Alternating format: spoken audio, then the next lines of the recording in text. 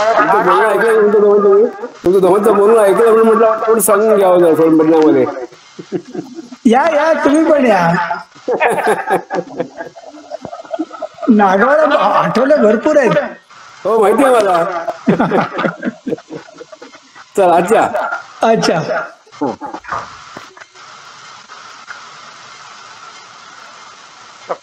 आहेस का जागेवर? हो मी इथेच आहे. झाली का तुझी प्रेझेंटेशनची तयारी झाली?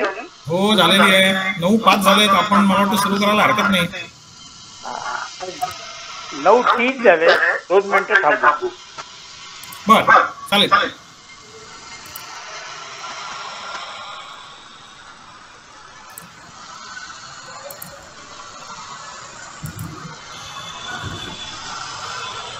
रश्मीताई पण आलेले आहे.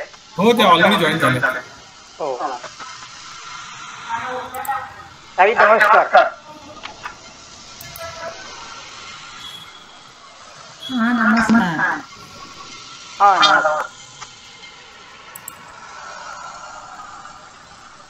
रश्मीताई तुम्ही ठाण्यामध्ये असता ना? हो हो ठाण्यामध्ये राहतो. हो. आणि तुम्ही वनवास काम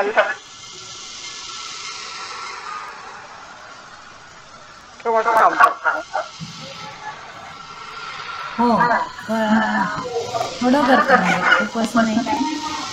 शालेय शिक्षण ज्यांचं जे आहे ना त्याच्यात आहे.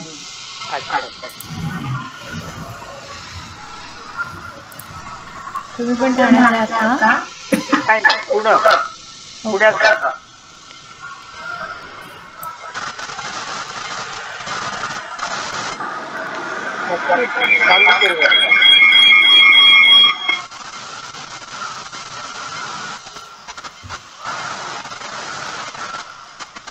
स्वप्नील चालू करा. सुरू करूया. ओके. सगळ्यांना नमस्कार.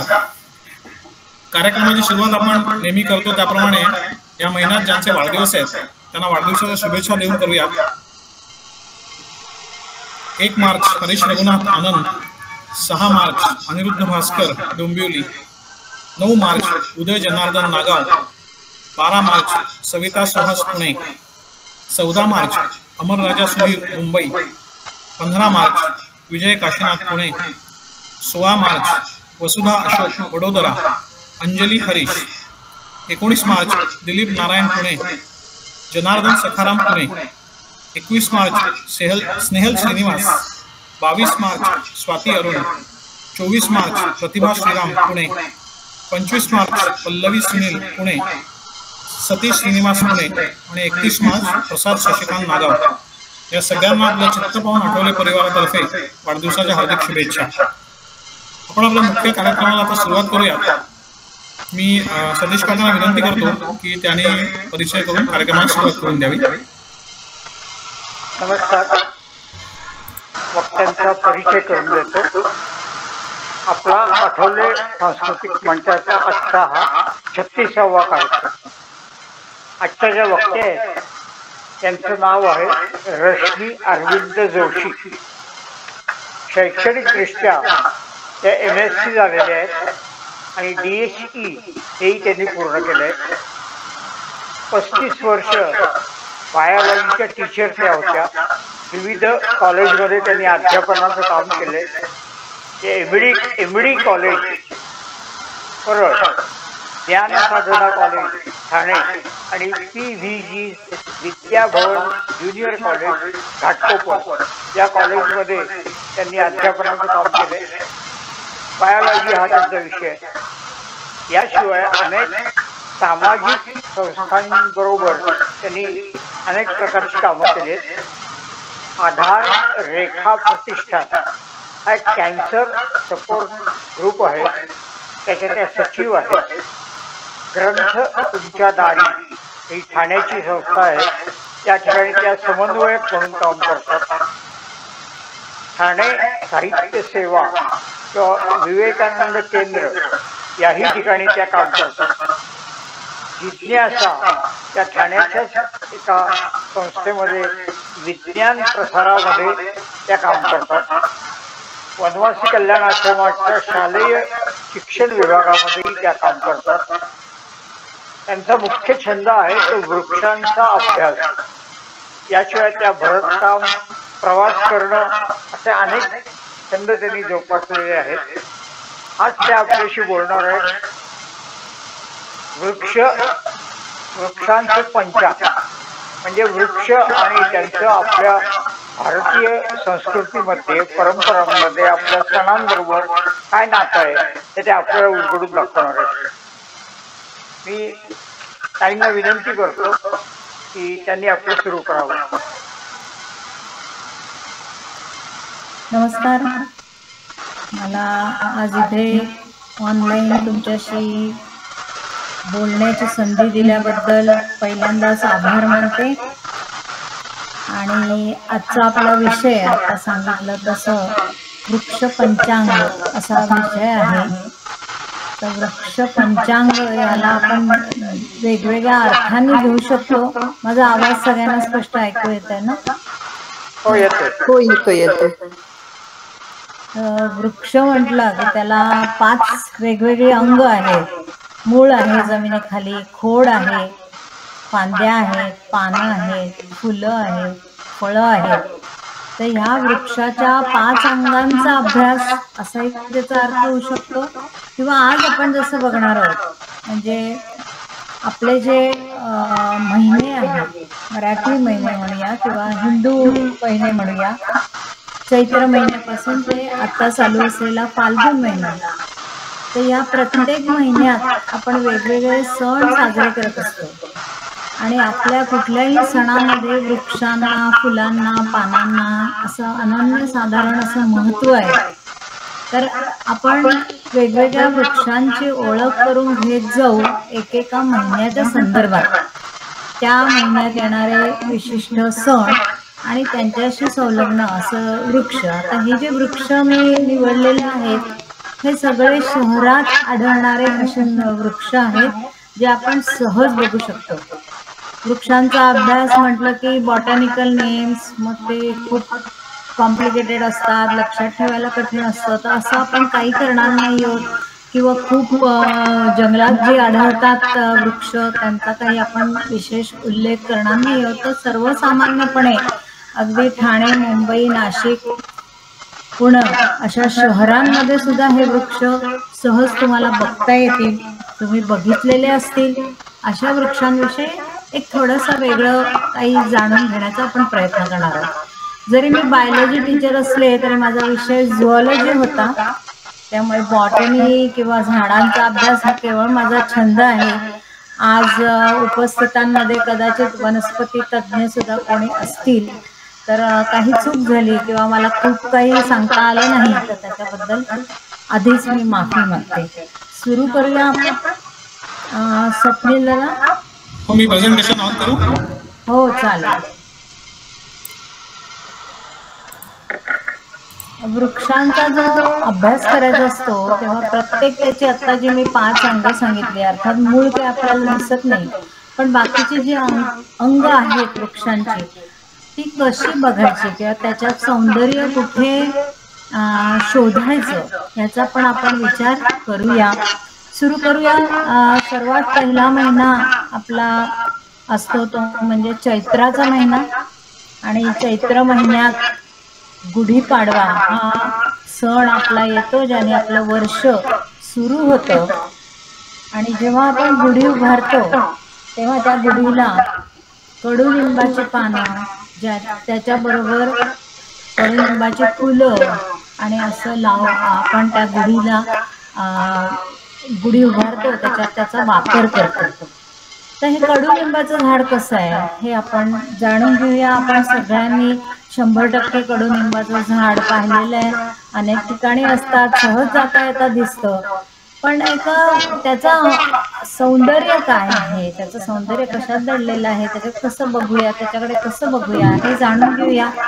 कडुलिंब हा कसा साधारण 40 फूट उंच वाढणारा असा वृक्ष आहे. जर त्याला चांगलं वातावरण मिळालं तर आणि तुम्ही बघितलं तर वर्षातल्या अगदी थोड्या वेळासाठी त्याची पानगळ होते.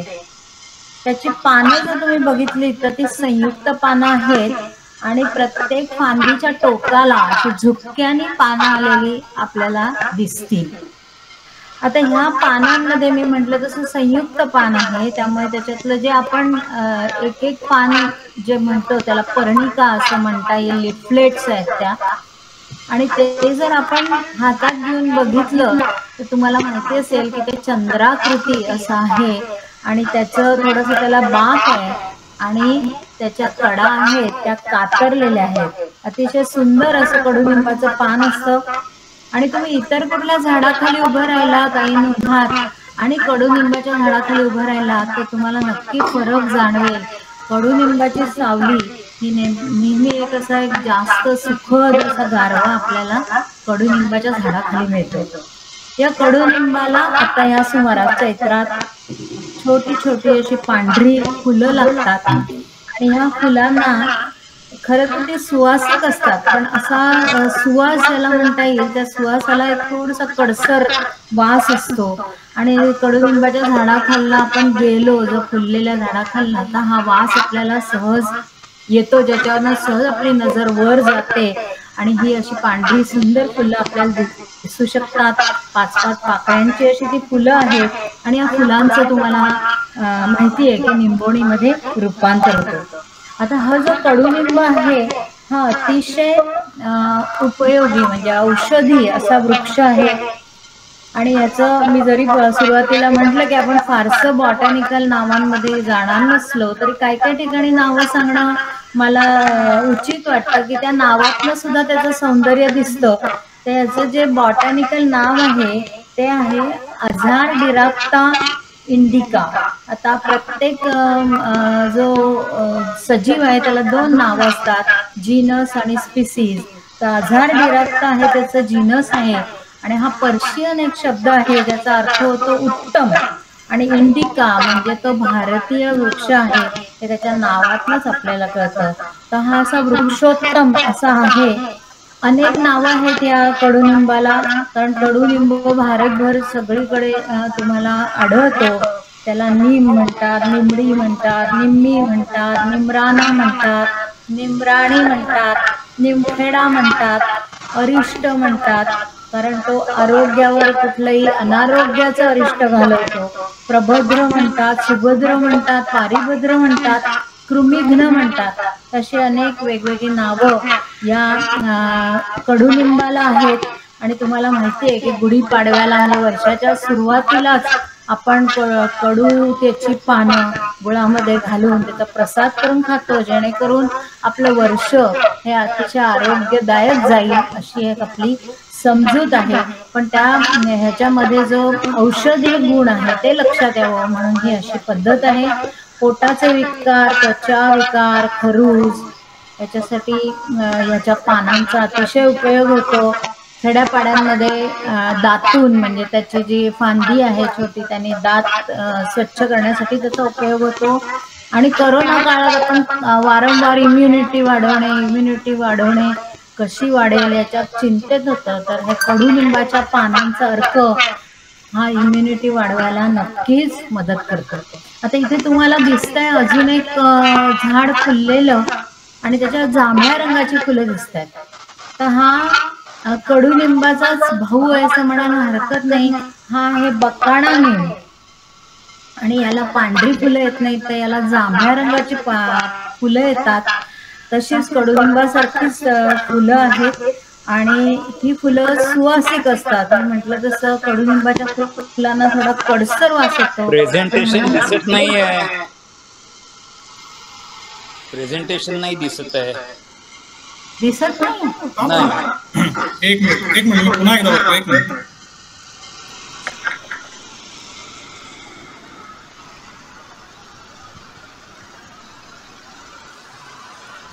हॅलो, आम्हाला दिसत होता. प्रेझेंटेशन दिसत आहे. ओके, मी पुन्हा प्रेझेंट करतो, एक मिनिट.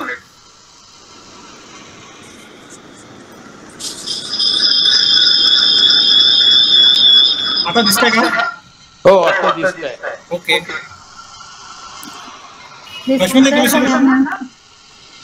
दिसतंय. जाऊया मग पुढे. हो, चैत्र कडुलिंब दिसतंय. तर अशी बकाणा आणि मजा म्हणजे याची पानं जर तुम्ही बघितली तर मी आता म्हटलं तसं की कडुलिंबाच्या पर्णिका आहेत, त्यांना असं एक थोडासा बाक असतो, पण बकाणा नेमची जर तुम्ही पानं बघितली तर त्यांना हा बाक नसतो. आणि अजून पुढची गोष्ट म्हणजे ही पानं खायला गोड लागतात. त्यामुळे कोणी जर तुम्हाला कडुलिंब गोड लागतो असं म्हटलं तर 100% समजा की तो बकाणा निंब आहे. आपण पुढच्या महिन्याकडे जाऊया, कारण आपल्याला थोड्या वेळात 12 महिने घ्यायचे आहेत. आणि पुढचा महिना अर्थात आहे वैशाख महिना. चैत्रामध्ये सगळ्या झाडांना हळूहळू नवीन कोवळी पालवी फुटायला लागते आणि वातावरणात मात्र अतिशय उष्मा वाढलेला असतो. वैशाख वणवा असं आपण म्हणतो. आणि वैशाख महिन्यात येते ती बुद्ध पौर्णिमा. इथे तुम्ही बघू शकताय की झाडाखाली बुद्ध बसलेला आहे आणि हा आहे बोधी वृक्ष अर्थात पिंपळ. पिंपळ पाहिला नाही असा माणूस असणं कठीण आहे. तर पिंपळाला एक धार्मिक वृक्ष असं पण म्हटलं जातं. त्याच्या नावामध्येच धार्मिक असं त्याचं वर्णन आहे, फिकस रिलिजिओसा. तसा हा धार्मिक वृक्ष आहे. आणि पिंपळाला खूप तुम्हाला माहिती की त्याचा विस्तार खूप मोठा असतो आणि एक प्रकारची स्थिरता असते. म्हणजे कितीही वादळ किंवा वारं आलं तरी पिंपळाची झाडं उन्मळून पडली आहेत असं कधी दिसणार नाही, कारण तो अतिशय स्थिर पूर्णपणे जमिनीत रोवला गेलेला असा हजारो वर्ष जगणारा खूप मोठा विस्तार असलेला असा हा वृक्ष आहे. आणि ह्याच्या स्थिरतेमुळे त्याला अश्वत्थ असेही म्हणतात. आपल्यामध्ये बारशाच्या वेळेस लहान मुलाला पिंपळ पानाचं दुपटं घालून त्याच्यावर ठेवलं जातं. आपल्या पुराणात असं म्हटलं आहे की जेव्हा प्रलय आला तेव्हा विष्णू रूपी बाळ आहे ते पिंपळ पानावर तरून गेलं आणि त्यामुळे तेव्हापासून अशी एक पद्धत असावी की बारशाच्या वेळेस बाळाला पिंपळ पानाच्या दुपट्यावर ठेवणं, जेणेकरून जीवनात कुठलंही संकट आलं तरी तो नक्की त्याच्यातनं तरून जाईल. हा जो पिंपळ आहे याची पानं बघितली आपण सगळ्यांनी, त्याची जाळी पडलेली पानं नक्कीच गोळा केली असतील, वह्यांमध्ये ठेवली असतील, बघितली असतील. तर हे पानं जे आहेत ते पातळ असतात आणि एक हृदयाकृती असं त्याचं आकार आहे, लांब देठ आहे. आणि हे लांब देठ आणि पातळ पान असल्यामुळे जेव्हा जेव्हा वारं वाहतं तेव्हा पानांची सळसळ ऐकू येते आणि यामुळे पिंपळाभोवती नेहमीच एक गूढ असं वातावरण निर्माण होतं. आता या गूढ वातावरणामुळे किंवा एक प्रकारची आपल्याला थोडीशी भीती घातलेली असल्यामुळे एक मात्र नक्की झालंय की पिंपळाचं रक्षण झालेलं आहे. सहजासहजी कोणी पिंपळाचं झाड काढायला धजावणार नाही. या पिंपळाच्या झाडावर छोटी छोटी लाल रंगाची फळं येतात आणि जेव्हा ही फळं येतात तेव्हा अनेक प्रकारचे पक्षी, म्हणजे पक्षी निरीक्षणाला जायचं असेल तर पिंपळाला आलेली लाल फळं जेव्हा पहाटे पक्षी खायला येतात तेव्हा बघण्यात खूप मजा असते. आणि वटवाघळ सुद्धा रात्री या लाल फळांवर मेजवानी करतात. आता हे जे पिंपळाचं पान आहे, कुठलाही वृक्ष हा औषधी कुठल्या ना कुठल्या तरी प्रकारे आहे असतोच. आणि ह्या जो पिंपळाचा आहे ते रक्तशुद्धीसाठी किंवा तोंड आलं असेल तर त्याच्यावर उपाय म्हणून, आणि सर्वात महत्त्वाचं म्हणजे बोबडेपणा जर असेल आपल्या वाणीमध्ये तर तो घालवण्यासाठी पिंपळाच्या पानाचा उपयोग केला जातो. इथे जाता जाता अजून एक गोष्ट मला सांगावीशी वाटते की भारताचा सर्वोच्च पुरस्कार जो आहे तो आहे भारतरत्न. आणि जर तुम्ही भारतरत्न जर बघितलं तर ते जे पदक दिलं जातं ते पिंपळाच्या पानावर त्या पदकाचं, भारतरत्नाचं हे केलेलं आहे, मेडल जे आहे ते पिंपळाच्या पानावर आहे.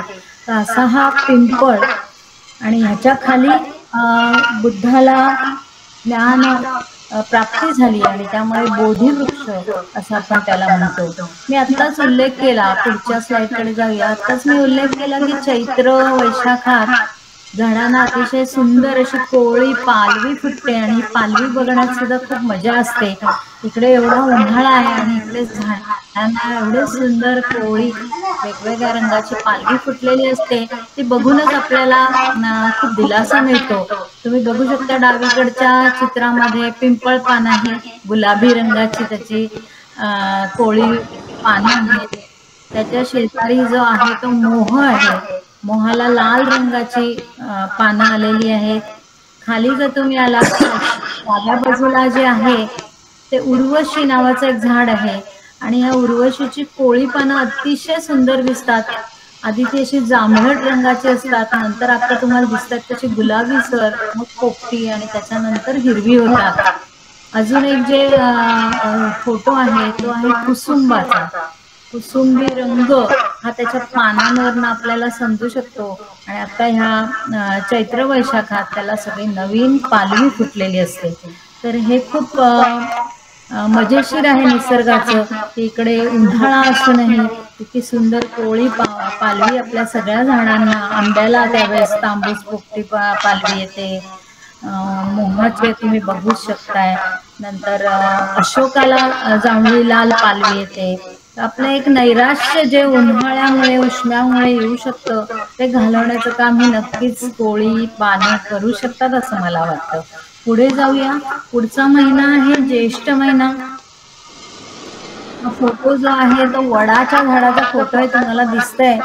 आणि जेव्हा लहानपणी आपण कोडी घालायचो एकमेकांना तेव्हा हे एक कोडं तुम्ही नक्कीच घातलं असेल की हजारो खांबांचं देऊळ पण त्याला भिंतीच नाही. त्याचं उत्तर जे आहे ते असा बोर्ड की ज्याला अनेक पारंब्या आलेल्या आहेत आणि त्या पारंब्या सगळ्या जमिनीत रोवल्या गेलेल्या आहेत, रुजल्या आहेत आणि त्यामुळे अनेक खांब उभे आहेत असं आपल्याला दिसतं. हा फोटो पॉंडेकरीला काढलेला आहे मी. तिथे खूप मोठ्या जागेत एका पिंपळाच्या झाडाने ती जागा व्यापलेली आहे. अतिशय सुंदर असं ते दृश्य आहे. आणि ह्या ज्या पारंब्या आहेत ते म्हणजे फांद्यांपासून निघालेलं मूळ आहे की जे जमिनीत रुततं आणि झाडाला एक प्रकारे आधार देतं. आणि त्यामुळेच वडाचं झाड हा एक अमर वृक्ष आहे, कारण पारंब्यांमुळे जरी मुख्य झाड जरी पुढे जगू नाही शकलं तरी पुढचं झाड ते जिवंत राहतं. आणि त्यामुळे जवळजवळ हा अमर असा वृक्ष आहे. जिथपर्यंत त्याला वाढायला जागा मिळते, जिथपर्यंत त्याला बाकीच्या गोष्टी मिळू शकतात. वड खरं म्हणजे पिंपळाचा जात भाई आहे. पिंपळाचा भाऊ म्हणजे वड आहे. भरपूर प्राणवायू देणारा असा हा वृक्ष आहे. छाया भरपूर मिळते, अमर असा वृक्ष आहे. आणि एक पिंपळाचं झाड लावून त्याचं डेरेदार वृक्ष व्हायला जवळजवळ 50 ते 60 वर्ष लागतात. हे आपण नेहमी लक्षात ठेवलं पाहिजे की असं जो डेरेदार वृक्ष दिसतो आपल्याला त्याच्या मागे त्याचं 50 ते 60 वर्षाची तपश्चर्या आहे. 100 फूट जवळजवळ त्याची उंची होते. आता पिंपळाचा जरी हा भाऊबंद असला तरी हा पानांच्या बाबतीत अगदी वेगळा आहे. आणि याची पाने तुम्हाला माहिती आहे जाड असतात, गोलसर असतात आणि त्याचा देठ जो आहे तो छोटासा आणि कडक असतो. आणि त्यामुळे पिंपळासारखी सळसळ काही वडाच्या पानांची नक्कीच ऐकू येत नाही. वटपौर्णिमेला ह्याची पूजा केली जाते. आणि हे सगळे जे आपले प्रथा आहेत त्या आपल्याला कुठेतरी निसर्गाशी जोडता आहेत आणि आपल्याला वारंवार आठवण करून दिली जाते की ह्या सगळ्या झाडांमुळे, वृक्षांमुळेच आपलं जीवन आज आपण जगू शकतोय, जीवन सुखकर होऊ शकतंय. या फोटोमध्ये अजून एक फोटो आहे आणि तिथे तुम्हाला दिसतंय की ते वडाचं पान आहे पण ते असं दुमडून त्याचा द्रोण तयार झालेला आहे. आणि ह्या वडाला म्हणतात कृष्ण वड. कृष्ण त्या पानामध्ये लोणी घेऊन खायचा असं एक आख्यायिका आहे. आणि त्यामुळे अशी ती पानं द्रोणासारखं दुमडलेली असल्यामुळे त्याला कृष्ण वड असं म्हणतात. ते वेगळं झाड असतं आता पिंपळ वडाचे कृष्णवड हा अजून एक भाऊ आहे. अंजीर, उंबर, रबर, नांदूर अशा अनेक, सगळ्यांचं जिनस एकच आहे आणि ते म्हणजे फिकस. याचं पण नाव फिकस बेंगालेन्सिस. तो रिलिजियस हा तर हा बेंगालेन्सिस. असे हे भाऊ भाऊ पिंपळ आणि वड. पुढे जाऊया आपण पुढच्या महिन्याकडे. पुढचा महिना आहे आषाढ. आषाढ महिन्यात चातुर्मासाला सुरुवात होते आषाढी एकादशी पासून. आणि आषाढी एकादशीला पंढरपुराला देवाच्या दर्शनाला आपण अनेक जण वारकरी जात असतात. आणि इथे तुम्ही चित्रात बघू शकताय की त्या आजीनी डोक्यावर तुळशी वृंदावन घेतलाय. तर तुळस हे काही वृक्ष नाही, पण तुळशीचं महत्व आपल्या आयुष्यात किंवा आपल्या संस्कृतीमध्ये अनन्य साधारण असं आहे. थोडक्यात तुळशीबद्दल पण बोलूया. तुळस हे झुडूप आहे, वृक्ष नाहीये. 2-3 फूट उंचीचं असं हे साधारण झाड असतं. त्याची पानं अंडाकृती म्हणजे ओव्हल शेपची आहेत. फुलं जर तुम्ही मंजिरा जर बघितल्या आणि त्याचं जवळ घेऊन बघितलं तर अतिशय सुंदर अशी पांढरी गुलाबी फुलं तुम्हाला दिसतील. आणि या मंजिऱ्यांमध्ये, या फुलांमध्ये काळ्या रंगाची बी तयार होते. या झाडाला पवित्र गंधाचं झाड म्हणजे ऑसिमम सॅंक्टम असं नाव आहे. आता ह्या तुळशीला पण खूप छान संस्कृतमध्ये वेगवेगळी नावं आहेत, कदाचित तुम्हाला माहिती असतील. वृंदा आहे, सुमुखा, गौरी, सुलभा, मंजिरी अशी वेगवेगळी तुळशीच्या झाडाला नावं आहेत. तुळस वेगवेगळ्या प्रकारची असते. काळी तुळस जी आपण आपल्या घरी साधारण लावतो, त्याच्याशिवाय राम तुळस आहे, वन तुळस आहे, कापुराचा वास येणारी तुळस आहे. आणि सब्जा हे सुद्धा एक प्रकारचं तुळशीचं झाड आहे. त्यांची काय म्हणायचं कुल किंवा फॅमिली सारखीच आहे. आता तुळशीच्या झाडाची मजा म्हणजे त्याचं मूळ, पान, बी सगळ्याच गोष्टी औषधी आहेत. लघवी साफ होण्यासाठी, मुतखडा विरघळून जाण्यासाठी, जंतुनाशक म्हणून, रक्तशुद्धीसाठी, त्वचारोग काही झाला असेल तर, एखादा आपल्याला काही किडा चावला तर दाह तिथे होत असेल, आग होत असेल तर ती शमवण्यासाठी, अशा अनेक उपयोग ह्या तुळशीचे आहेत. जाता जाता अजून एक उपयोग मी तुम्हाला सांगते की घरामध्ये मुलं असतात आणि त्यांचं नेहमीचं हे असतं की मी अभ्यास तर खूप करतो पण माझ्या लक्षात राहत नाही, मला परीक्षेच्या वेळेस आठवत नाही. अनेक कारणे त्याला असू शकतात. तर त्याच्यासाठी अगदी सोपा उपाय म्हणजे रोज 5 ते 7 तुळशीची पानं खायची.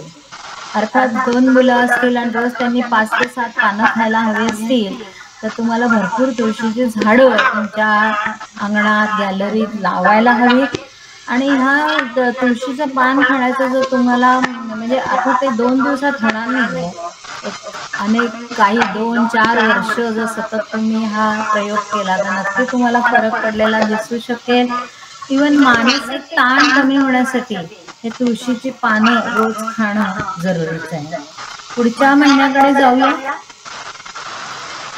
आणि पुढचा महिना अर्थात श्रावण महिना आहे. सणांचा राजा आहे तो. श्रावणी सोमवार आहे, मंगळागौर आहे, नागपंचमी आहे, रक्षाबंधन आहे, गोकुळाष्टमी आहे. अनेक सण या श्रावणात येतात. आणि परत ह्या सगळ्यांचा आपल्याला निसर्गाला जोडण्याचा आपल्या संस्कृतीत ह्या सगळ्या सणांमध्ये आपण निसर्गाशी जोडलेलो असतो. श्रावणी सोमवारी बेल वाहतो, मंगळागौरीला पत्री गोळा करतो, 21 वेगवेगळ्या पत्री गोळा केल्या जातात, त्यांनी पूजा होते. गोकुळाष्टमीला कृष्ण जन्म असतो.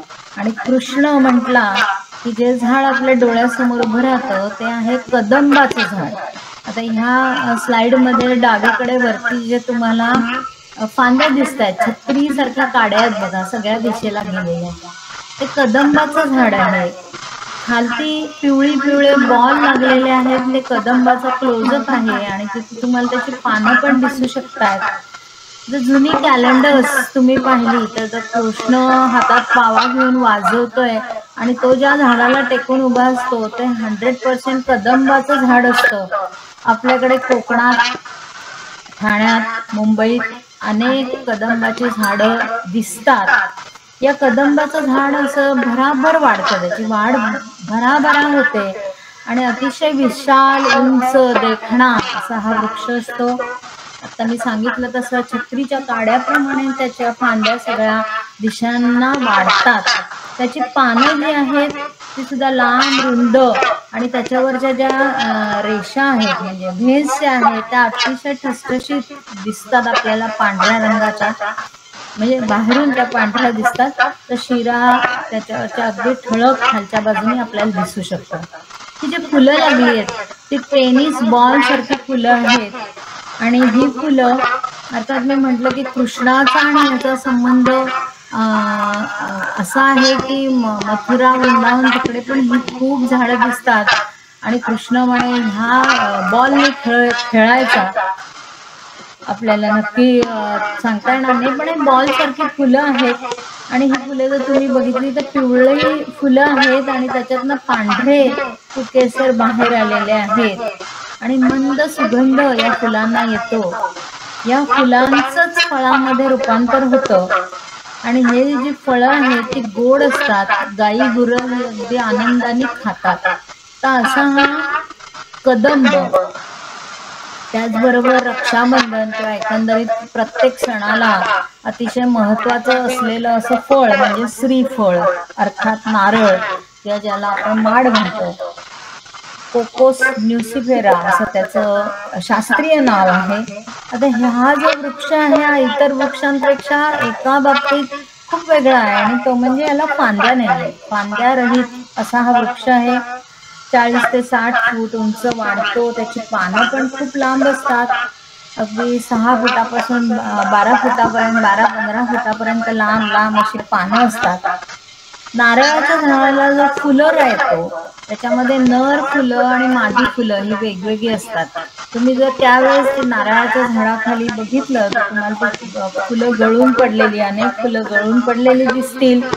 ती फुलं सुंदर असतात, टणक असतात आणि अगदी छोटीशी लहान असतात. अर्थात त्यांना कुठल्याही प्रकारचा वास येत नाही आणि या फुलांचं फळ व्हायला जवळजवळ 9 ते 10 महिने लागतात. या नारळाच्या झाडाला जिथपर्यंत वरती पानं आहेत तिथपर्यंत ते झाड जगू शकतं, वाढू शकतं. जर काही कारणाने त्याची पानं छाटली गेली किंवा गेली तर परत नवीन पानं येऊ शकत नाहीत, नवीन पानांचा फुलोरा येऊ शकत नाही. अगदी क्वचित नारळाच्या झाडाला 2 फांद्यावर फुटलेल्या, ज्याला सयामी नारळ असं म्हणतात, म्हणजे 2 डोकी असलेला असं नारळाचं झाड क्वचित आपल्याला दिसतं. तर काही ठिकाणी अनेक फांद्या फुटलेल्या पण दिसतं, त्याला रावण हाड किंवा असं म्हटलं जातं. तिथे अनेक फांद्या त्याला असतात. नारळाचं आपल्या जीवनातलं महत्व, त्याला आपण श्रीफळ म्हटलंय, कल्पवृक्ष आहे. प्रत्येक गोष्टीचा त्याचा आपल्या आयुष्यात उपयोग आहे. एक नारळाचं झाड एका माणसाला जगवू शकतं असं गृहीत धरलं जातं. 80 वर्ष जवळजवळ ते फळ देत राहतं. तर असा हा श्रीफळ किंवा नारळ अर्थात माड. जेव्हा आपण माडाबद्दल बोलतो तर त्याच वेळेस आपल्याला ताडाबरोबर येतो तो माड, माडाबरोबर येतो तो ताड. तर ताडाच्या झाडांबद्दल पण बघूया. पुढच्या स्लाइडमध्ये तुम्हाला अनेक वेगवेगळ्या प्रकारची ताडाची झाडं दिसतील. सर्वात पहिली स्लाइड आहे, त्याचं नाव आहे बॉटल पाम. त्याचा जो खोड आहे ते असं एखाद्या बाटलीसारखं फुगलेलं आहे, त्यामुळे तो बॉटल पाम आहे. दुसरं जे झाड तुम्हाला दिसतंय ताडाचं ते आहे आपलं साधं शिंदीचं झाड. म्हणजे कुठे काही कार्यविरी असेल तर दाराला डेकोरेशन म्हणून त्याची पानं लावली जातात. आणि अर्थात या झाडापासून आपल्याला खजूर मिळतो, डेट पाम मिळतो. पुढे जाऊया. असं अनेक प्रकारचे पाम आहेत, ऑइल पाम आहे. आता ह्या स्लाइडमध्ये जो दिसतोय डावीकडे, तर तुम्ही त्याचं पान जर नीट बघितलं तर त्याला अनेक फाटे फुटलेले आहेत आणि जणू काही कोल्ह्याच्या शेपटी असतं ते दिसतं, फॉक्सटेल पाम त्याला म्हणतात. तो उजवीकडे खाली आहे तो फॅन पाम आहे, जे पंखासारखा त्याचं पान आहे आणि त्यामुळे त्याला फॅन पाम म्हटलेलं आहे. याच्याशिवाय रॉयल पाम, नंतर फिशटेल पाम, अशा अनेक वेगवेगळ्या प्रकारचे पाम आहेत. नुसत्या पाम्सवर एक तासभर सहज बोलता येईल इतकं त्यांचं सौंदर्य आहे आणि इतकी त्यांच्यामध्ये विविधता आहे. पण आपल्याकडे वेळ कमी आहे, आपण पुढे जाऊया. आणि पुढचा महिना आहे भाद्रपद महिना. भाद्रपद महिना अर्थात गणपतीचा महिना. आणि गणपती म्हटला की त्याला लाल फुल वाहिलंच पाहिजे असं आपण म्हणतो. रक्तवर्णी पुष्पाने त्याची पूजा केली पाहिजे. तर आजकाल साधारणपणे जास्वंद या लाल रंगाच्या फुलाने गणपतीची पूजा केली जाते. पण मला इथे सांगावं असं वाटतं की जास्वंद हे भारतीय झाड नाही, भारतीय फूल नाही. हे याचं नावच कॉमन नाव जर तुम्ही म्हटलं तर त्याचं चायना रोज असं कॉमन नाव आहे. हे फूल जर तुम्ही बघितलं तर शास्त्रीय दृष्ट्या ते पूर्ण फूल आहे, त्याला सगळं आहे. पण या फुलाचं फळात रूपांतर झालेलं मात्र कधी बघायला आपल्याला मिळालेलं नाही. अतिथी देवो भव अशी आपली संस्कृती आहे.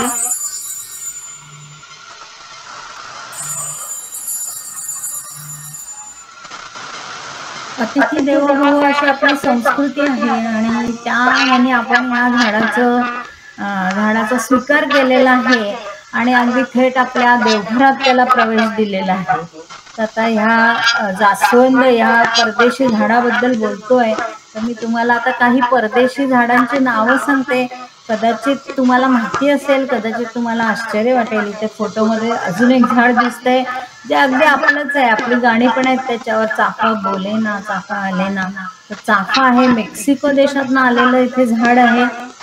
चाफ्याला पण कधीतरी क्वचित तुम्ही शेंगा लागलेल्या बघितल्या असतील, पण नाहीतर फुलांचं रूपांतर फळामध्ये होत नाही.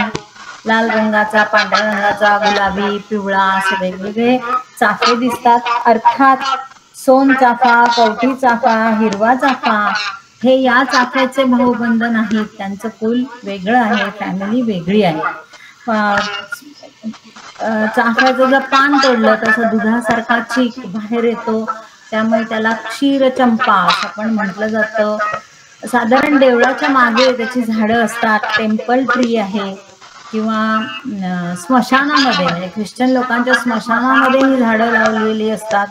पॅगोडा ट्री, लाईफ ट्री असं त्याला वेगवेगळी झाडं आहेत. छोटे कानी वृक्ष आहे हा. आणि परत ह्याची पानं जी आहेत ती फांद्यांच्या टोकाला येतात. हिरवीगार, लांब, फुटभर लांब जवळजवळ अशी याची पानं आहेत. ठळक त्याच्यावर समांतर अशा रेषा दिसतात. पण लक्षात ठेवलं पाहिजे की हा सुद्धा एक परदेशी वृक्ष आहे. तर अनेक परदेशी वृक्ष आहेत, त्यांची यादी मी वाचते. चिंच जी आपल्या स्वयंपाकघरात आपण वापरतो, असं स्वयंपाकघर एकही नसेल की ज्याच्यात चिंच नाही. ती सुदान देशातनं तो वृक्ष इथे आलेला आहे. गुलमोहर ज्याच्यावर अनेक कथा कादंबऱ्यात वर्णन आहेत.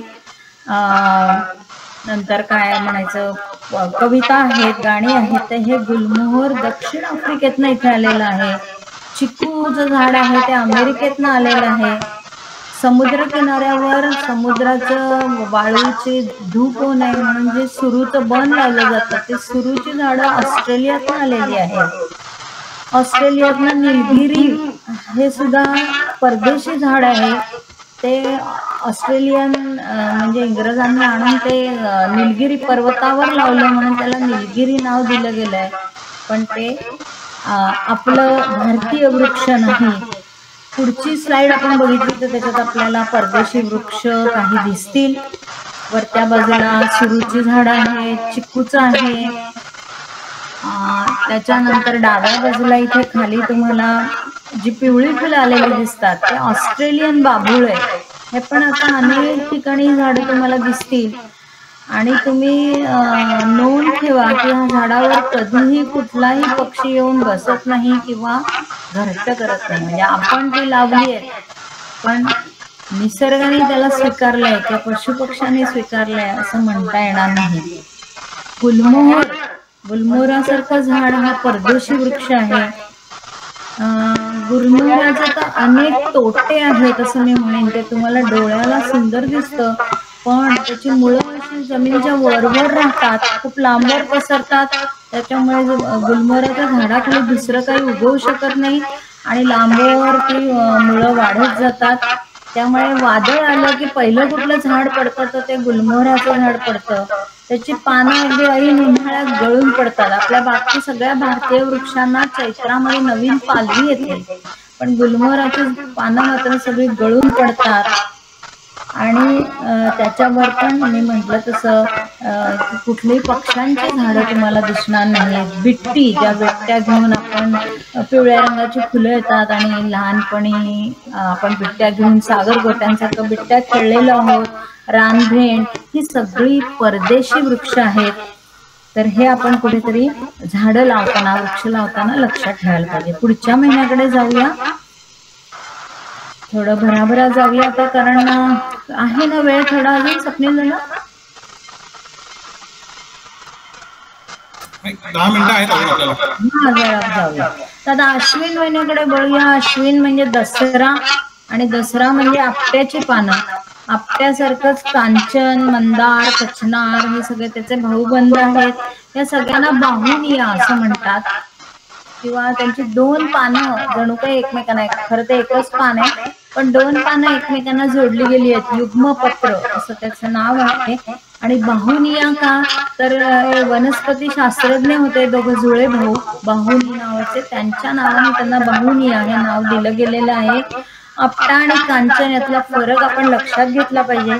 आपट्याची पानं छोटी असतात, गोल असतात, चिवट असतात, पटकन फाडता येणार नाहीत आणि मळकट हिरव्या रंगाची अशी ती पानं असतात.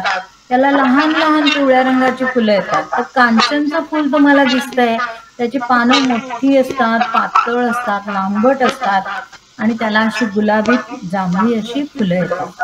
तर असा हा अश्विन महिना. पुढे जाऊया, पुढचा महिना आहे दिवाळीचा. आणि दिवाळीमध्ये आपण अर्थात आंब्याची तोरणं लावतो. तर आंब्याचा वृक्ष तुम्हाला दिसतोय. आंबा, याचं नाव आहे मँगीफेरा इंडिका. आणि इंडिका म्हणजे ही स्पीसीज म्हणजे नक्की 100% तो भारतीय वृक्ष आहे. डेरेदार, सदाहरित असा हा वृक्ष आहे. तुम्ही अनेक वेळा आंब्याची पानं तोरण करण्यासाठी आणता आणि ती डागाळलेली असतात. तर ही डागाळलेली पानं म्हणजे त्या हवेमध्ये प्रदूषण आहे असं तुम्हाला सांगतात. ती पानं जेव्हा सल्फर डायऑक्साईड हवेतला वाढतो तेव्हा आंब्याची पानं डागाळतात. आंब्याला मोहर येतो, त्या मोहरामध्ये जवळजवळ 10 ते 12 हजार फुलं असतात आणि त्यातली केवळ 10 ते 12 म्हणजे 1000 फुलांमागे एक आंबा. ह्या रेटने एका मोहरामध्ये 10 ते 12 आंबे तयार होतात. आता दुसऱ्या उजवीकडे तुम्हाला लाल फुलं लागलेला जो वृक्ष दिसतोय तो अशोक वृक्ष आहे. हा खरा अशोक आहे. डावीकडे जो सैनिकासारखा सरळ उभा आहे मास ट्री, तो खोटा अशोक आहे. आसूपालव त्याला म्हणतात. अशोकाचं जर तुम्ही झाड बघितलं, खरा अशोक मी ज्याला म्हणते, तो आंब्यासारखाच असतो. त्याची पानं पण आंब्याशीच साधर्म्य पावलेली असतात. आंब्यासारखा डेरेदार असा वृक्ष असतो आणि त्याला अतिशय सुंदर अशी हळदी कुंकवाची फुलं येतात. 4-4 पाकळ्या असतात आणि मधून असा केशरी केसर बाहेर येतो. त्यांना सुंदर वासही असतो. आणि या अशोकाचं महत्व म्हणजे त्याच्यामध्ये आयर्न आणि कॅल्शियम मोठ्या प्रमाणात असतं. त्यामुळे अतिशय औषधी अशोकारिष्ट हे औषध तुम्ही ऐकलेलं आहे. पचन संस्था, रक्तसंस्था आणि मुख्य म्हणजे स्त्रियांचे जेवढे म्हणून विकार आहेत गर्भाशयासंबंधी, या सगळ्यावर याचा इलाज या अशोकाच्या झाडाच्या पानाच्या अर्कांमधनं त्याच्यावर औषध तयार केलं जातं. आणि म्हणून हा स्त्री सखा अशोक म्हणजे स्त्रियांचं शोक हरण करणारा असा अशोक आहे. आणि डावीकडे मी म्हटलं तसं मास ट्री म्हणजे आसूपालव त्याचं नाव आहे, तो खरा अशोक नाही. पुढे जाऊया. पुढचा महिना आहे मार्गशीर्ष महिना. आणि मार्गशीर्ष महिन्यात असते दत्त जयंती. आणि जिथे जिथे उंबराची झाडं आहेत तिथे तिथे दत्ताचा वास आहे असं आपलं भावना आहे. हे उंबर मी सुरुवातीला म्हटलं तसं वड पिंपळ याचा जातभाई म्हणजे उंबर आहे. आणि जिथे पाण्याचा साठा असतो तिथे उंबराची झाडं सहज येतात. तुम्हाला एक गोष्ट कदाचित माहिती असेल की उंबराच्या झाडाचं खोड जे असतं ते अतिशय टणक आणि टिकाऊ असतं आणि त्यामुळे पूर्वीच्या काळी दाराला जो उंबरठा करायचे तर या उंबराच्या खोडापासून करायचे. उंबराच्या खोडाचा उंबरठा, कारण त्याची झीज अतिशय हळूहळू होते. हे उंबराचं फळ आपल्याला मराठीमध्ये असं वाक्प्रचार आहे, उंबराचं फूल. एखादा व्यक्ती दिसत नसेल तर उंबराचं फूल आहे असं आपण म्हणतो. तर उंबराचं फूल दिसत नाही, डायरेक्ट उंबर लागलेलं तुम्हाला दिसतं, कारण हे उंबराच्या फळाच्या आतमध्येच त्याचं फूल आहे. एका बाजूला छिद्र असतं आणि त्याच्या आतमध्ये पहिल्यांदा नर फुलं असतात आणि नंतर मादी फुलं असतात. ते कीटक जे असतात ते त्या छिद्रातून आत येतात. ते नर फुलावरनं जेव्हा मादी फुलावर जातात तेव्हा परागीभवन होतं आणि त्याचं फळ तयार होतं. शीतल अशी सावली आपल्याला उंबरातनं मिळते. उंबराचं झाड काय किंवा वड पिंपळ काय, पक्ष्यांच्या विष्ठेतनं जेव्हा त्याच्या बिया पडतात तेव्हा ते उगवतं आणि त्यामुळे त्यांना बॉटनीमध्ये एपिफाइट्स असं म्हटलं जातं. जिथे ते पडेल दुसऱ्या मोठ्या वृक्षावर सुद्धा अनेक वेळा ते उगवतं. पुढे जाऊया. पुढचा महिना आहे पौष. गुलाबी थंडीचा महिना आहे. संक्रांतीचा महिना आहे. तिळगुळ आपण खातो. याच्यात हळदी कुंकवाला ॲस्टरची फुलं. ॲस्टर या शब्दाचा लॅटिन अर्थ आहे स्टार. ते स्टार सारखी फुलं आहेत तर ती फुलं वाटली जातात. गुलाबाची फुलं आहेत. पण इथे अजून याच्याबरोबर तुम्हाला एक झाड आणि फळं त्याला लागलेली दिसत आहेत आणि ते म्हणजे आवळा. पौष पौर्णिमा जी असते त्याला आवळी भोजन केलं जातं. तर ह्या आवळ्याच्या झाडाचं इतकं महत्व आहे आवळ्याच्या फळांचं की त्याच्यामधलं जे व्हिटॅमिन सी आहे ते काहीही तुम्ही केलं त्या आवळ्याचं तरी ते व्हिटॅमिन सीचं प्रमाण कमी होत नाही. याच्याशिवाय अनेक केमिकल्स या आवळ्याच्या झाडाकडनं वातावरणात फेकली जातात आणि त्यामुळे अनेक रोग, असाध्य रोग बरे होतात. आवळी भोजन म्हणजे त्या पौष पौर्णिमेला जर आवळ्याच्या झाडाच्या सानिध्यात राहिलो तर ते पोटाचे विकार आहेत ते बरे होतात असं आयुर्वेदात म्हटलेलं आहे. तर असं हे आवळ्याचं झाड. त्याच्या मात्र तुम्हाला असं वाटेल की हे पण संयुक्त पान आहे, पण मजेची गोष्ट म्हणजे हे जे लागलंय ते प्रत्येक पान पूर्ण आहे, ते पर्णिका नाहीये, संयुक्त पान नाहीये. आता ही ॲस्टरची फुलं खरं त्याला काही वास नाही पण एवढे सुंदर रंग आहेत. तसं प्रत्येक फुलाकडे बघितलं की वेगवेगळ्या गोष्टी आपल्याला शिकायला मिळतात. तर गुलाबाला बघा काटे असतात पण तरी सुद्धा गुलाबाकडे पाहिलं की आपल्याला प्रसन्न वाटतं. रात्र आणि कधी रात्री आता अंधारात फुलते पण तरी सुद्धा तिचा सुवास, तिचं अस्तित्व आपल्याला जाणवून देते. बकुळ किंवा सदाफुली, अबोली याच्यासारख्या फुलांना तसं सौंदर्य नाही. आता बकुळीला तसं त्या फुलाला सौंदर्य म्हणता येईल असं नाही, पण त्याचं रंगरूप नसलं तरी त्याचा सुगंध एवढा सुंदर आहे की ती. आणि बकुळी अर्थात औषधी आहे. आवळ्याबद्दल अजून एक गोष्ट म्हणजे आवळ्याला वन फ्रूट फार्मसी म्हणतात की एका फळात सगळ्या प्रकारचे औषध आहेत असं म्हटलं जातं. अबोली सुद्धा असंच आहे की अबोली आहे, तिला ती सुगंधाने बोलत नाही पण तरी सुद्धा ती इतकी सुंदर असते की आपलं लक्ष नक्कीच वेधून घेते. पुढे जाऊया. माघ महिना आहे आणि माघामध्ये असते शिवरात्र. देवाला आपण शंकराला धोत्र्याचं फूल, बेल असं वाहून त्याची पूजा करतो. बेल जो आहे तो मध्यम उंचीचा पानझडी असा वृक्ष आहे. अतिशय वेडावाकडा तो वाढतो. त्याला काटे असतात. काळसर रंगाचं खोड असतं पण त्याचे जे औषधी उपयोग आहे त्यामुळे त्याचं आपण अजूनही जतन केलेलं आहे आणि त्याला आपण शंकराच्या पूजेत स्थान दिलं आहे आपल्या पूर्वजांनी. त्यामुळे मला वाटतं त्याचं संरक्षण झालेलं आहे. खूप विचारपूर्वक ही वेगवेगळी झाडं पूर्वजांनी निवडली असावीत असं वाटतं. त्याला 3-3 पानं असतात आणि संयुक्त पान आहे. मी म्हटलं तसं काटे आहेत. तर हे जे बेलफळ आहे ते कवठासारखं फळ आहे. टणक, मोठं, गाढ, गोल असं फळ आहे. आतमध्ये केशरी रंगाचा गर असतो आणि या गरापासून तयार केलेला मोरंबा कुठल्याही पोटाचा विकार, डिसेंट्री, डायरिया सारख्या विकारावर त्याचा उपयोग होऊ शकतो.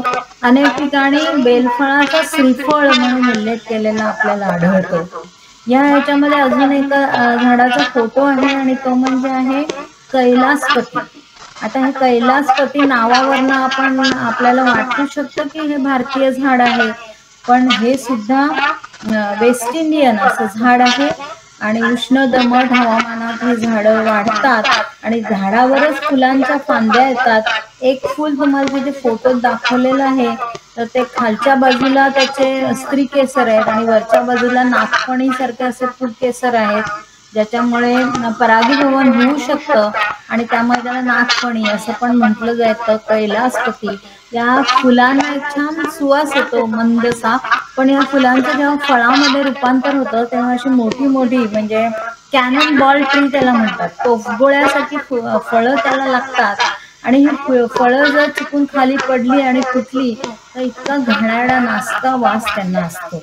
तर असा हा कैलासपती माघ महिन्याकडनं आपण आता शेवटच्या महिन्याकडे येऊया, ज्या महिन्यात आपण आत्ता आहोत, आणि तो महिना आहे फाल्गुन महिना. आता फाल्गुन महिना होळीचा महिना आहे. होळीनंतर आपण आता परवा रंगपंचमी, धुळवड साजरी करणार आहोत आणि आपण जसं रंगांबरोबर खेळणार आहोत तसं निसर्गात पण आता रंगांची नुसती उधळण चालू असते. मी नुसती फुलांची नावं घेते आणि थांबते. आता नुसते लाल रंगाची पानं फुलं म्हटली, पुढची स्लाइड आधी दाखवू शकतो. लाल रंगाची फुलं म्हटली तर पळस तुम्हाला दिसते, पळस आणि पांगारा ही दोन्ही भारतीय झाडं आहेत आणि यांना तुम्हाला दिसते की पळसाचं फूल हे असं वेल्वेटी मखमली आणि त्याचं असं बाक असलेला, जणू काही अनेक पोपट बसलेत आणि त्यांच्या चोची आपल्याला दिसत आहेत. किमशुकहा असं त्याचं नाव आहे, फ्लेम ऑफ द फॉरेस्ट. तर पळस आहे, पांगारा आहे लाल रंगाचा. पहिल्या स्लाइड मध्ये तुम्ही बघितलं तसं गुलमोहर आहे लाल रंगाचा. नंतर पिचकारीचं झाड म्हणजे स्पॅथोडिया आहे, सावर आहे, अशी अनेक लाल भडक फुलं तुम्हाला दिसतात. निळ्या रंगाची फुलं नीलमोहर, जॅकरंडा हा पण परदेशी वृक्ष आहे. हा मुंबईमध्ये तुम्हाला क्वचितच एखाद दुसरा कुठे दिसला तर, कारण तो जगू शकत नाही इथे, पण पुणे, नाशिक अशा ठिकाणी मात्र मुबलक प्रमाणात आणि आता फुललेला आहे. घोषच्या घोष शेकड्याने फांदीच्या टोकाला ही अशी निळी जांभळी फुलं लागतात आणि अगदी हलकी असतात, त्यामुळे वारा आला की ती लगेच खाली पडतात. निळ्या रंगाची फुलं प्रमाणाने कमी दिसतात, पण आपला जो राज्य वृक्ष आहे तो आहे तामण. पुढच्या स्लाइड मध्ये तुम्हाला बघायला मिळेल की या तामण वृक्षाला पण उजवीकडे दिसतंय तुम्हाला गुलाबी रंगाचं फूल आलंय, पण जांभळ्या रंगाची पण त्याला फुलं येतात आणि हा आपला राज्य वृक्ष आहे. क्रेपच्या कागदाचं फूल करावं तसं त्याचं ते फूल दिसतं आणि असे तुरे जमिनी आकाशाकडे तोंड करून फुलतात. तर ही अशी जांभळ्या रंगाची झाडं. त्याच्यानंतर पिवळ्या रंगाचा अर्थात बहावा आहे, सोनमोहर आहे, शिवण आहे. तर अशी वेगवेगळी पिवळ्या रंगाची फुलं पण आपल्याला फुललेली दिसतात. बहाव्याचे जे घोषच्या घोष लागतात ते अतिशय सुंदर दिसतात. सोन पिवळी अशी ती झुमरं जणू काय लावली आहेत, शँडलियर्स लावलेत झाडावर असं वाटतं. आणि बहावा पण त्याचं प्रत्येक गोष्ट म्हणजे पान, मूळ, फूल, शेंगा लागतात, त्या शेंगेतला गर, हे सगळे झाडांचे अवयव हे औषधी असतात. मला वाटतं आपण शेवटाकडे येऊया आणि शेवटी मी एवढंच म्हणेन की आज जागतिक हवामान दिन आहे आणि आपण सारखं तक्रार करतोय की इतकं हवामानात बदल होतोय, ग्लोबल वॉर्मिंग होतंय, त्याला आपणच जबाबदार आहोत. झाडांची संख्या कमी होतीये. कुठेतरी आपण झाडांकडे बघायला शिकलो, त्यांचं सौंदर्य समजून घ्यायला शिकलो, तर आपल्या मनात पण त्यांच्याविषयी प्रेम निर्माण होईल. होळीमध्ये उगाच झाडं कापून जाळू नये असं मला वाटतं. जे रंग आपण खेळतो ते आपल्याला निसर्गाकडनं रंग, पळसाचा सुंदर रंग तयार करता येतो. अशाने नैसर्गिक रंग तयार करून आपण होळी खेळू शकतो. दसऱ्याला आपट्याची पानं नाही वाटली, नुसतंच जाऊन ज्येष्ठांना भेटलो तर आपट्याच्या झाडाची तोड कमी होईल. पर्टिक्युलरली शहरात पोतीच्या पोती भरून त्या आपट्याची पानं येतात आणि दुसऱ्या दिवशी फेकून दिली जातात. तीच गोष्ट वटपौर्णिमेची आहे. फांद्या तोडून आणतात आणि दुसऱ्या दिवशी दुर्दैवाने त्या कचऱ्यात आपल्याला आढळतात. तर असं होऊ नये असं मला वाटतं. आपल्या आजूबाजूला जर आपण डोळसपणे बघितलं तर झाडांना खिळे मारलेले असतात, झाडांवर इलेक्ट्रिकच्या माळा सोडलेल्या असतात. थोडंसं त्या झाडाच्या दृष्टीने विचार केला तर ह्या गोष्टी आपण नक्कीच थांबवू शकू. इलेक्ट्रिक ज्या आपण माळा सोडतो त्याने त्याचं सगळं जे फ्लॉवरिंगचं सायकल आहे ते बिघडतं. त्याला प्रकाशाचं प्रदूषण म्हटलं जातं. आणि त्याचं जे नैसर्गिक सायकल आहे, बायोलॉजिकल रिझम आहे, ते सगळं बिनसतो. तर हे सगळं करताना आपल्या डोळ्याला खूप छान दिसतात त्या इलेक्ट्रिकच्या माळा, पण त्या झाडाचं काय होतं याचा विचार मला वाटतं करूया. आता सगळीकडे बिया पडलेल्या असतात, त्या बिया गोळा करूया. त्या घरामध्ये आपल्या दुधाच्या पिशव्यांमध्ये थोडी माती घालून रुजवूया. 1-1.5 वर्षांनी ते 1-1.5 फूट झालं झाड की आपण जे लोक झाडं लावतात त्यांना ती झाडं आपण देऊ शकू. थोडी वाढवताना आपल्याला पण आनंद मिळू शकेल. मला आज इथे येऊन बोलण्याची संधी दिली. गेला जवळजवळ तासभर मी बोलले. तुम्ही ऐकलं. कदाचित अनेक गोष्टी तुम्हाला माहितीच होत्या पण सगळ्या मी एकत्र मांडल्या असं म्हणते. आणि झाडाकडे त्याचा सौंदर्याचा आस्वाद घ्यायला शिकूया एवढंच माझं म्हणणं आहे. धन्यवाद. खूप सरस, खूप छान. कोणाला काही प्रश्न आहे?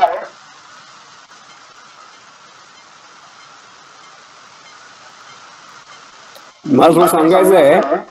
हो आहे. नक्षत्राबद्दल कोणीतरी काहीतरी विचारलंय. तर आहे, नक्षत्राप्रमाणे ती झाडं आहेत आणि त्या झाडांच्या सानिध्यात राहिलं तर त्या माणसाला फायदा होऊ शकतो असं म्हणतात.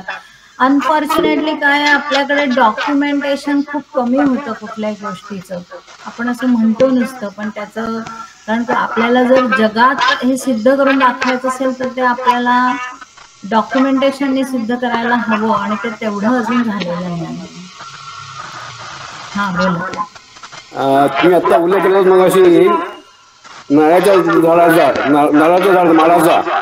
एकच फांदी असते, फांदी नसते आणि कच्ची कळते एक किंवा एखादी येऊ शकते. तर मी 1994 साली 1984 साली अंदमान निकोबारला गेलो होतो. निकोबारच्या एका जंगलामध्ये मी एक झाड पाहिलं नारळाचं.